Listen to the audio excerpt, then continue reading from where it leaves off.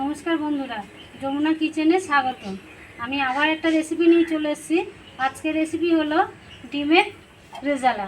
এই ডিম রেজালা কিভাবে করি আপনারা দেখতে থাকুন, সঙ্গে থাকুন। রেসিপিটা শুরু করার আগে আমি কড়াইটা বসিয়ে দিচ্ছি। উনুনটা জ্বলে গেছে, কড়াইটা বসিয়ে দিলাম। কড়াইয়ে তেল দিয়ে দিচ্ছি। রেজালা বানানোর জন্য আমি সব মশলাগুলো ভেজে নেব। এখানে আদা, রসুন,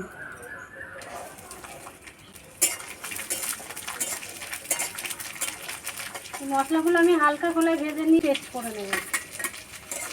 পেঁয়াজ দিয়ে দিলাম। এবার আমি কটা গোলমরিচ দিয়ে দেব। পেঁয়াজ, আদা, রসুন সব আমি হালকা করে এটা ভেজে নিলাম। ভাজা আমার হয়ে গেছে, ঠিক এভাবে ভাজতে হবে।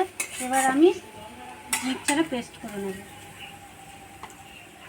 হয়ে গেছে, ডিমটা আমি এবার ভেজে নিচ্ছি। কড়াইয়ে আমি তেল দিয়ে দিলাম। ডিমটা আমি একটু নুন হলুদ মাখিয়ে নেব।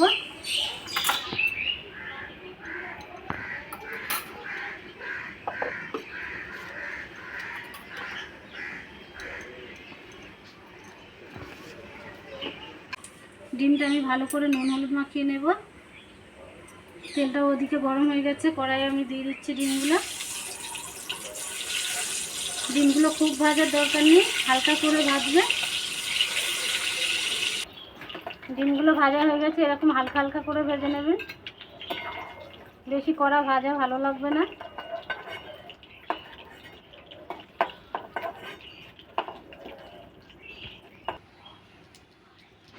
ওই একই তেলে আমি তেজপাতা, গরম মশলা ও দারচিনি দিয়ে দিলাম। কটা চেরা লঙ্কা দিয়ে দিচ্ছি।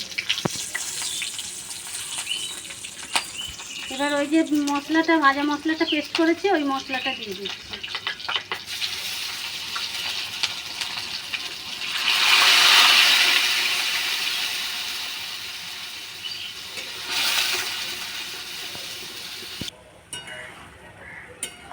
কষানো একটু হয়ে গেছে, এবার আমি টমেটো পেস্ট দিয়ে দেবো। আগের থেকে দুটো টমেটো পেস্ট করে রেখেছি, টমেটো পেস্টটা দিয়ে দেবো।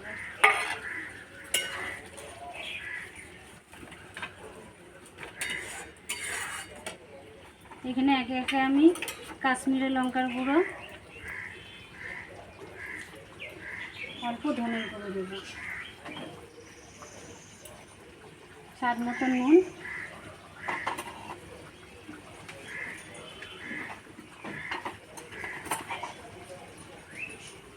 অল্প একটু হলুদ।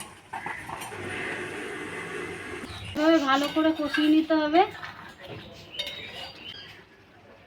কাজু ও মগজের পেস্টটা আমি দিয়ে দেবো।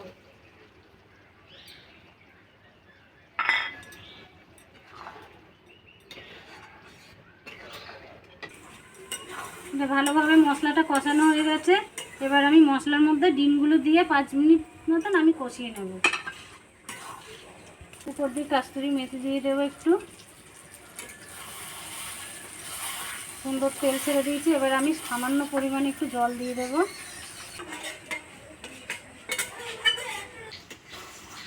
ডিমের রেজালা আমার রেডি, আমি এখন নামিয়ে নেব।